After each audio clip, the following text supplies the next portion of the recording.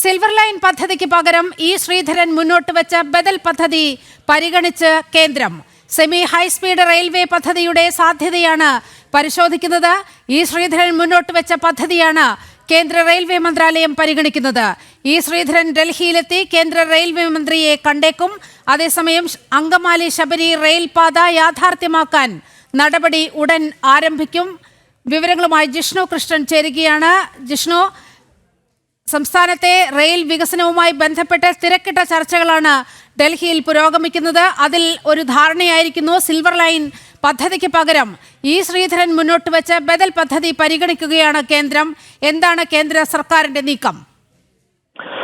നീലിമ, E Sreedharan സമർപ്പിച്ച semi high speed rail പദ്ധതിയുടെ സാധ്യതയാണ് നിലവിൽ കേന്ദ്ര റെയിൽവേ മന്ത്രാലയം പരിഗണിക്കുന്നത്. നേരത്തെ കെ റെയിൽ അതിന്റെ കീഴിൽ സിൽവർ ലൈൻ എന്തായാലും നടപ്പാക്കുമെന്ന് പ്രഖ്യാപിച്ചുകൊണ്ട് പിണറായി സർക്കാർ കേരളത്തിൽ സർവേ നടപടികൾ ആരംഭിച്ചിരുന്നെങ്കിലും നിലവിൽ സംസ്ഥാനം നൽകിയിട്ടുള്ള രൂപരേഖ വഴി പദ്ധതി നടപ്പാക്കാനാകില്ല, അത് യാഥാർത്ഥ്യമാക്കാനാകില്ല എന്ന് റെയിൽവേ മന്ത്രാലയം വളരെ വ്യക്തമാക്കിയിരുന്നു. തുടർന്നാണ് സംസ്ഥാന സർക്കാരിന്റെ തന്നെ അറിവോടെ metroman E Sreedharan semi high speed rail പദ്ധതി കേന്ദ്ര റെയിൽവേ മന്ത്രാലയത്തിന് മുൻപിൽ സമർപ്പിച്ചത്. അതിലും ചില മാറ്റങ്ങൾ ദക്ഷിണ റെയിൽവേ നിർദ്ദേശിച്ചിരുന്നു. അതായത് സെമി ഹൈസ്പീഡ് റെയിൽ പദ്ധതിയിലൂടെയും പരമാവധി 200 കിലോമീറ്റർ വേഗതയിൽ സ്റ്റാൻഡേർഡ് ഗേജിലുള്ള പദ്ധതിയാണ് ഇ ശ്രീധരൻ സമർപ്പിച്ചത്. അതിൽ ഓരോ 30 കിലോമീറ്ററിലും സ്റ്റേഷൻ വേണം എന്നുള്ളതും DPR ൽ വ്യക്തമാക്കിയിരുന്നു. എന്നാൽ പാത ബ്രോഡ് ഗേജ് ആക്കണമെന്നും ഓരോ 50 കിലോമീറ്ററിലും നിലവിലുള്ള കേരളത്തിലുള്ള റെയിൽപാതയുമായി ഓരോ 50 കിലോമീറ്ററിലെങ്കിലും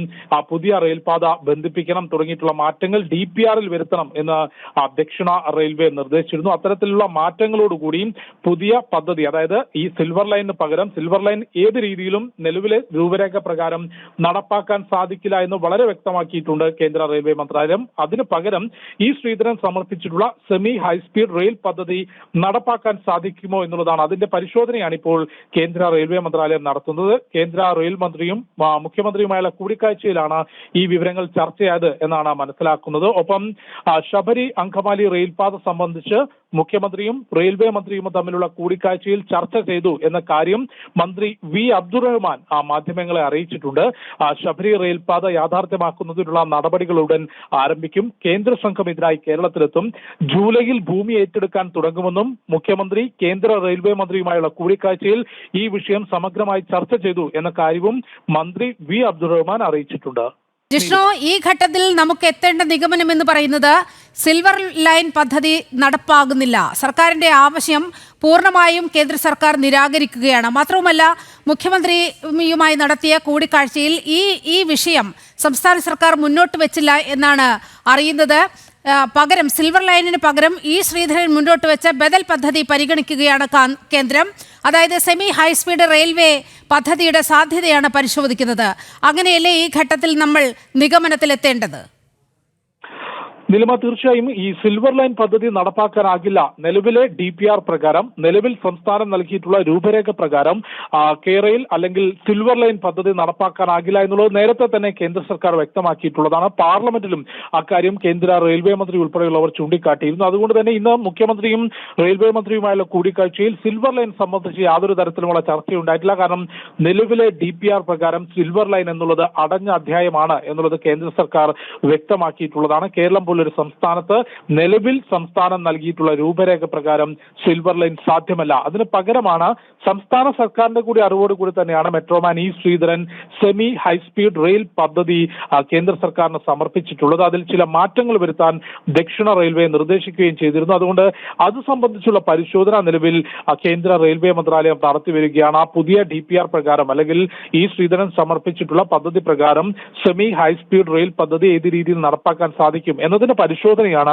കേന്ദ്ര റെയിൽവേ മന്ത്രാലയം നിലവിൽ നടത്തുന്നത്. നമുക്ക് മനസ്സിലാക്കാൻ സാധിക്കുന്നത് ഈ പദ്ധതിയുടെ തുടർ ചർച്ചകൾക്കായി മെട്രോമാൻ ഇ ശ്രീധരൻ ഡൽഹിയിലെത്തി കേന്ദ്ര റെയിൽവേ മന്ത്രിയുമായി കൂടിക്കാഴ്ച നടത്തിയേക്കും എന്നാണ് മനസ്സിലാക്കുന്നത്. കാരണം അദ്ദേഹമാണ് പദ്ധതി സമർപ്പിച്ചിട്ടുള്ളത്. അതിൽ DPR ൽ ചില മാറ്റങ്ങൾ വരുത്താൻ ദക്ഷിണ റെയിൽവേ നിർദ്ദേശിച്ചിരുന്നു. അതിൽ ഏറ്റവും പ്രധാനപ്പെട്ടത് ഈ റെയിൽപാത ബ്രോഡ് ഗേജ് ആക്കണമെന്നും ചരക്ക് വാഹനങ്ങൾക്കും ചരക്ക് തീവണ്ടികൾക്കും യാത്ര ചെയ്യാൻ സാധിക്കണം. ഒപ്പം നിലവിലുള്ള റെയിൽ പാതയുമായി ഓരോ 50 കിലോമീറ്ററിലെങ്കിലും പുതിയ റെയിൽപാത ബന്ധിപ്പിക്കണം തുടങ്ങിയിട്ടുള്ള മാറ്റങ്ങൾ വരുത്താൻ DPR-ൽ ആ മാറ്റങ്ങൾ കൊണ്ടുവരാൻ ദക്ഷിണ റെയിൽവേ നിർദ്ദേശിച്ചിരുന്നു. അത്തരത്തിലുള്ള മാറ്റങ്ങളോടുകൂടി ഈ പുതിയ പദ്ധതി ഇപ്പോൾ ഇ ശ്രീധരൻ സമർപ്പിച്ചിട്ടുള്ള സെമി ഹൈസ്പീഡ് റെയിൽ പദ്ധതി നടപ്പാക്കാൻ സാധിക്കുമോ എന്നതാണ് കേന്ദ്ര റെയിൽവേ മന്ത്രാലയം പരിശോധിക്കുന്നത്. നീലിമ ചൂണ്ടിക്കാട്ടിയതുപോലെ സിൽവർ ലൈൻ എന്നുള്ളത് അടഞ്ഞ അധ്യായമാണ്. അത് നടപ്പാക്കാനാകില്ല. നിലവിലെ രൂപരേഖ വെച്ച് നിലവിലെ DPR വെച്ചത് നടപ്പാക്കാനാകില്ല എന്ന് വളരെ കൃത്യമായി കേന്ദ്ര റെയിൽവേ മന്ത്രാലയം നേരത്തെ തന്നെ വ്യക്തമാക്കിയിരുന്നു. സിൽവർ ലൈൻ എന്നത് അടഞ്ഞ അധ്യായമായി മാറുകയാണ്. പകരം ഇ ശ്രീധരൻ മുന്നോട്ട് വെച്ച ബദൽ പദ്ധതിക്കാണ് കേന്ദ്ര സർക്കാർ മുൻഗണന നൽകുന്നത്. അതാണ് പരിഗണിക്കാൻ പോകുന്നത്. വിവരങ്ങളാണ് ജിഷ്ണു കൃഷ്ണൻ പങ്കുവച്ചത്.